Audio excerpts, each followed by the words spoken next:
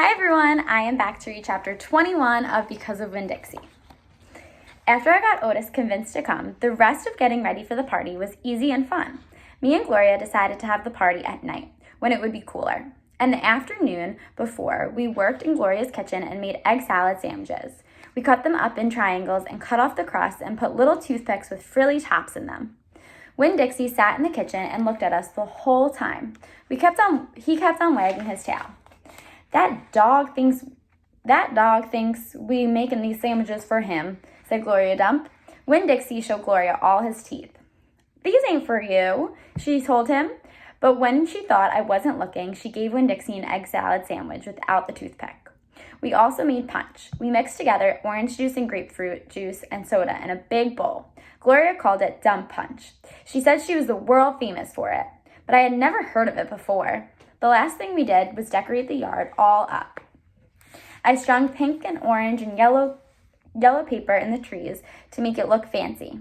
We also filled up paper bags with sand and put candles in them. And right before it was time for the party to start, I went around and lit all the candles. It turned Gloria Dump's yard into a fairyland. Said Gloria Dump, looking all around. Even somebody with bad eyes can tell it looks good. It did look pretty good. It looked so pretty that it made my heart feel funny, all swollen and full, and I wished desperately that I knew where my mama was so she could come to the party too. Miss Franny Black was the first person to arrive. She was wearing a pretty green dress that was all shiny and shimmery, and she had on high-heeled shoes that made her wobble back and forth when she walked. Even when she was standing still, she still kind of swayed, like she was standing on a boat. She was carrying a big glass bowl full of litmus lozenges. I brought a little after-dinner treat, she said, handing me the bowl. Thank you, I said. I put the bowl on the table next to the egg salad sandwiches and to the punch. Then I introduced Miss Franny to Gloria, and they shook hands and said polite things to each other. And then Sweetie Pie's mother came by with Sweetie Pie. Sweetie Pie had a whole handful of pictures of dogs that she cut out of magazines. It's to help your theme, she said. You can use them to decorate. I brung tape, too. And she started going around, taping the pictures of the dogs to the trees and the chairs and the tables. She ain't talked about nothing but this pretty party all day long, said her mother. Can you walk her home when it's over? I promised that I would, and then I introduced Sweetie Pie to Miss Franny and to Gloria. And right after that, the preacher showed up. He was wearing a coat and a tie and looking very serious.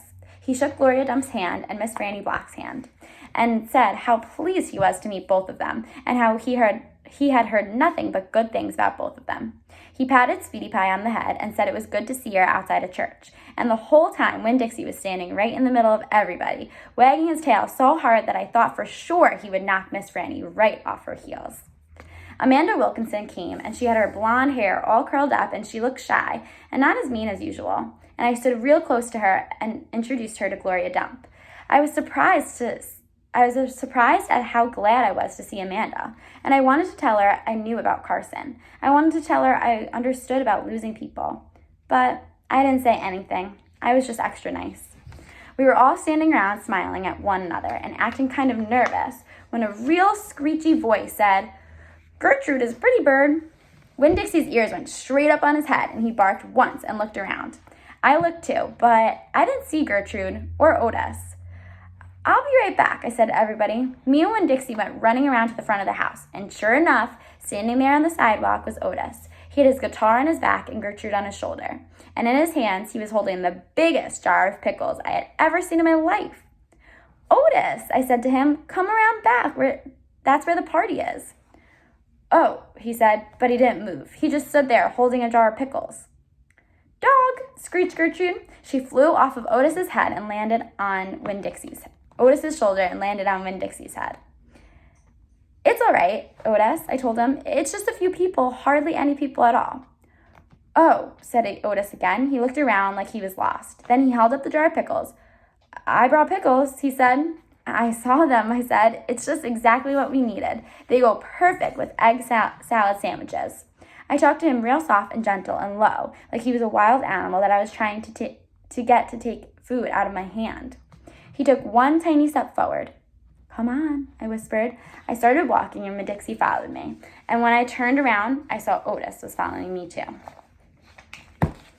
All right, so Otis was a little nervous about this party. He was pretty much the only one that was acting nervous. So I want to hear your thoughts. Why do you think Otis was nervous about going to this party where he didn't even have to talk to anyone? He just had to play his music. Comment below or comment on Google Classroom.